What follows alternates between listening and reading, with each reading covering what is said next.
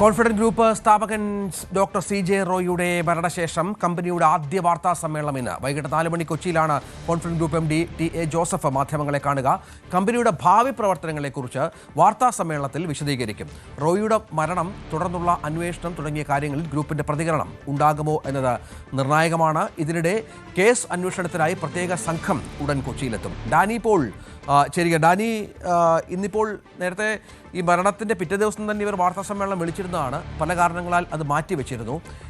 ഒരുപാട് കാര്യങ്ങൾ അവരുടെ കസ്റ്റമേഴ്സിനോടക്കം സ്വാഭാവികമായും വിശദീകരിക്കാനുണ്ടാകും കമ്പനിക്ക്.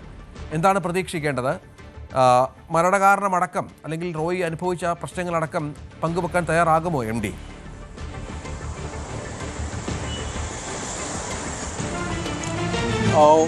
പൂർണ്ണമായും വ്യക്തമല്ല. കാരണം ഇപ്പോൾ കമ്പനിയുടെ കഴിഞ്ഞ ദിവസങ്ങളിലായി വന്ന റോയിയുടെ മകൻ്റെതായ ഒരു വീഡിയോ സന്ദേശമുണ്ട്. ഇത്തരം കാര്യങ്ങളിലെല്ലാം തന്നെ അവർ പറയുന്നത് കമ്പനിയുടെ മുന്നോട്ട് പോക്കിനെ കുറിച്ച് മാത്രമാണ്, അത്തരം കാര്യങ്ങളെക്കുറിച്ച് മാത്രമാണ്. നിലവിൽ കമ്പനിക്ക് പ്രതിസന്ധികളില്ല, കമ്പനി മുന്നോട്ട് പോവുക തന്നെയാണ്. കാരണം ഇത് ഒരു വ്യക്തിയിൽ മാത്രം അധിഷ്ഠിതമായല്ല കോൺഫിഡന്റ് ഗ്രൂപ്പ് നിലനിന്നിരുന്നതെന്നും അത് പൂർണ്ണമായും തന്നെ വലിയ രീതിയിലേക്ക് പോകാൻ വിഭാവനം ചെയ്തിരുന്നെന്നും അദ്ദേഹത്തിന് വലിയ ആശയങ്ങളും സങ്കല്പങ്ങളും ഉണ്ടായിരുന്നുവെന്നും അതനുസരിച്ച് കൊണ്ട് തന്നെ കോൺഫിഡന്റ് ഗ്രൂപ്പ് മുന്നോട്ട് പോകും, അതിൻ്റെ യാത്രയിൽ യാതൊരു തടസ്സവും ഉണ്ടാകില്ല എന്നെല്ലാമാണ് കഴിഞ്ഞ ദിവസങ്ങളിൽ പുറത്തു വന്ന ആ വീഡിയോ സന്ദേശത്തിൽ CJ റോയിയുടെ മകൻ്റേതായി വന്ന ആ വീഡിയോ സന്ദേശത്തിൽ പറയുന്നത്. മകൻ തന്നെയായിരിക്കും ഇതിൻ്റെ ഒരു സാരഥ്യത്തിലേക്ക് വരിക എന്നതടക്കമുള്ള സൂചനകളെല്ലാം തന്നെ റോയിയുടെ കുറിപ്പിലെല്ലാം തന്നെ സൂചിപ്പിക്കുകയും ചെയ്യുന്നു. ഒരു സുശക്തമായൊരു ടീം കമ്പനിയെ നയിക്കാനുണ്ട് എന്നതെല്ലാം തന്നെ പറഞ്ഞിരുന്നു. അപ്പോൾ അത്തരം കാര്യങ്ങൾ തന്നെയാകാം ഒരു പക്ഷേ കൂടുതലായിട്ടും തന്നെ പറയാനുള്ളത്. സ്വാഭാവികമായും ഈ മരണം സംബന്ധിയായ കാര്യങ്ങളിലുള്ളൊരു വിശദീകരണം, പ്രത്യേകിച്ച് പല അഭ്യൂഹങ്ങളും ഇതുമായി ബന്ധപ്പെട്ടുകൊണ്ട് നിലനിന്നിരുന്നു. ഇപ്പോഴും അത് തുടരുകയാണ്. പ്രത്യേകിച്ച് ഈ നിക്ഷേപകർ പണം പിൻവലിക്കാനായിട്ട് ആവശ്യപ്പെട്ടു എന്നതടക്കമുള്ള കാര്യങ്ങളെല്ലാം തന്നെ പറയുന്നുണ്ട്. അത് നിഷേധിച്ചുകൊണ്ട് തന്നെ നേരത്തെയും തന്നെ ഈ ചില ജോസഫിൻ്റേതടക്കമുള്ള, അതായത് MD അടക്കമുള്ള ചില കുറിപ്പുകളടക്കം പുറത്ത് വരികയും ചെയ്തു. കമ്പനിക്ക് മറ്റ് പ്രതിസന്ധികളില്ല, മറ്റ് അഭ്യൂഹങ്ങളിലോ സമൂഹ മാധ്യമങ്ങളിൽ നടക്കുന്ന ഇത്തരം വിചാരണകളിലോ നിങ്ങൾ വിശ്വസിക്കേണ്ടതില്ല എന്നതടക്കമുള്ള കാര്യങ്ങൾ പറഞ്ഞിരുന്നു. അപ്പോൾ ഇത്തരം കാര്യങ്ങളിലുള്ളൊരു വിശദീകരണങ്ങളാണ് പൊതുവായി നമ്മൾ പ്രതീക്ഷിക്കുന്നത്. ഒപ്പം തന്നെയും അന്വേഷണം ഏത് ഘട്ടത്തിൽ എത്തി നിൽക്കുന്നു, കാരണം കുടുംബത്തോടടക്കം പല കാര്യങ്ങളും തന്നെ അവരോട് ആരാഞ്ഞിട്ടുണ്ട്, പല രേഖകളും ഹാജരാക്കാൻ ആവശ്യപ്പെട്ടിട്ടുണ്ട്. ഒരു ഭാഗത്ത് പ്രത്യേക അന്വേഷണ സംഘം ഈ മരണം സംബന്ധിയായ കാര്യങ്ങളിലുള്ള അവരുടെ ഒരു അന്വേഷണവും കാര്യങ്ങളുമെല്ലാമായിട്ട് മുന്നോട്ട് പോകുമ്പോൾ മറുഭാഗത്ത് ആദായ നികുതി വകുപ്പിൻ്റേതായ പരിശോധനകളുടെ ഉള്ളടക്കം അത് ഇനിയും പുറത്തു വന്നിട്ടില്ല. അപ്പോൾ അത്തരം കാര്യങ്ങളിലെല്ലാം ഈ രണ്ട് കാര്യങ്ങളിലും കുടുംബത്തിന് അറിയാവുന്നത്. കാരണം ഈ രണ്ട് ആളുകളുടെയും തന്നെ ചോദ്യം ചെയ്യലിന് കുടുംബമടക്കം അവരുടെ ഉദ്യോഗസ്ഥരടക്കം വിധേയരായതാണ്. അപ്പോൾ അവർക്ക് പറയുവാനുള്ളത്, ഇതുമായി ബന്ധപ്പെട്ടുകൊണ്ട് പറയാനുള്ളതായ കാര്യങ്ങളെല്ലാം തന്നെ വിശദീകരിക്കുമെന്ന് തന്നെയാണ് നമ്മൾ മനസ്സിലാക്കുന്നത്. വൈകിട്ട് 4-ന് കൊച്ചിയിലാണ് വാർത്താ സമ്മേളനം കോൺഫിഡന്റ് ഗ്രൂപ്പിന് പറഞ്ഞിരിക്കുന്നത്. ഇതിനു മുൻപ് അവർ ഒരു വാർത്താ സമ്മേളനം വിളിച്ചതായിരുന്നു. പക്ഷേ ആ സമയത്ത് തന്നെയാണ് റോയിയുടെ ഡയറി കുറിപ്പുകളടക്കം പുറത്തു വരികയും ചെയ്തിരുന്നത്. ഏതായാലും ഇനിയിപ്പോൾ വാർത്താ സമ്മേളനത്തിൽ ഇതുവരെ ഉണ്ടാവുന്ന ഈ കമ്പനിയുമായി ബന്ധപ്പെട്ടുണ്ടാകുന്ന കാര്യങ്ങൾ വിശദീകരിക്കുമെന്ന് തന്നെയാണ് പ്രതീക്ഷിക്കുന്നത്. രഞ്ജിത്ത്. മറ്റൊരു വാർത്ത കൊച്ചി ബിനാലെയുമായി ബന്ധപ്പെട്ടാണ്. അവിടെ ബിനാലെ കലാകാരിയായ വിദേശ വനിതയ്ക്കെതിരെ ലൈംഗിക അതിക്രമമുണ്ടായി എന്ന വിവരം പുറത്തുവരുന്നു. തായ്വാൻ സ്വദേശിയായ യുവതിയുടെ പരാതിയിൽ മുംബൈ സ്വദേശിക്കെതിരെ കേസെടുത്തിട്ടുണ്ട്. കഴിഞ്ഞ മാസമാണ് സംഭവം. കൊച്ചി സിറ്റി പോലീസ് കമ്മീഷണർക്ക് ഇമെയിലായി 3 ദിവസം മുൻപാണ് പരാതി കിട്ടിയത്. ഡാനി പോൾ ചേർന്നു. ഡാനി, വിവരങ്ങൾ.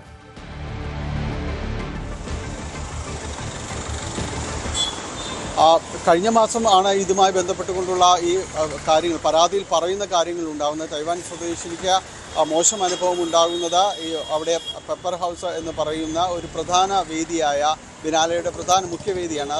അവിടെ വെച്ചാണ്. അവിടെ വെച്ച് നവി മുംബൈ സ്വദേശിയായ സമീത് ഖത്താറ എന്ന് പറയുന്ന ഒരാളാണ് ഇവരുമായിട്ടൊരു സൗഹൃദം സ്ഥാപിക്കുന്നത്. ഇവരെ അനുഗമിക്കാനടക്കം ശ്രമിച്ചുവെന്നാണ് FIRൽ പറയുന്നത്. അയാൾ കൃത്യമായ ഒരു ദുരുദ്ദേശത്തോടു കൂടി തന്നെയാണ് ഇവരുമായിട്ടൊരു സൗഹൃദം ഉണ്ടാക്കുന്നതും പിറകെ പോകുന്നതും.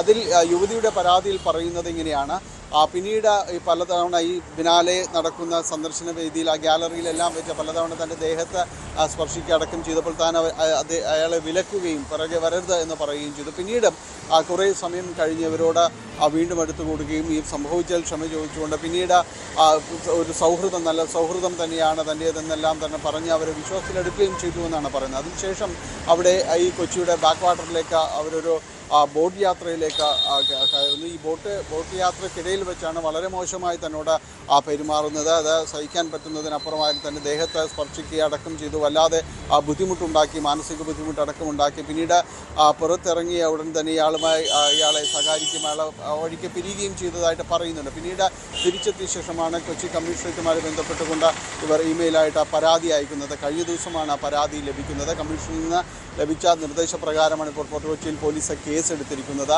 അവർ തുടർ നടപടികളുമായിട്ട് പോലീസ് മുന്നോട്ട് പോവുകയാണ്. ഇയാളുടെ കൃത്യമായൊരു മേൽവിലാസമടക്കം പോലീസ് കണ്ടെത്താനുള്ളൊരു ശ്രമത്തിലാണ്. നവി മുംബൈ സ്വദേശിയാണ്, സമീപ് താര എന്ന് പറയുന്ന ഒരാളാണ്. ഏതാണ്ട് ഇയാൾ സംബന്ധിയായ കാര്യങ്ങളിലേക്ക്, പ്രതിയെ സംബന്ധിച്ചുള്ള ഒരു വിശദാംശങ്ങളിലേക്കെല്ലാം തന്നെ പോലീസ് എത്തിയിട്ടുണ്ട് എന്ന് തന്നെയാണ് മനസ്സിലാക്കുന്നത്.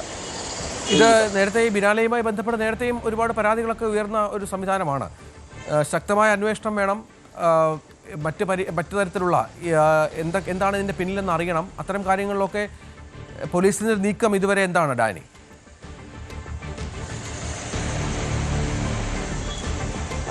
ഈ കേസുമായി ബന്ധപ്പെട്ടുകൊണ്ട് പോലീസ് ഇയാളുടെ ഒരു കൂടുതൽ വിശദാംശങ്ങളിലേക്കടക്കം നീങ്ങുന്നുണ്ട്. കാരണം യുവതിയിൽ നിന്ന് ഇതിൽ കൃത്യമായ രീതിയിലൊരു മൊഴിയെടുപ്പ് അടക്കമുള്ള കാര്യങ്ങളിലേക്ക് നീങ്ങേണ്ടതുണ്ട്.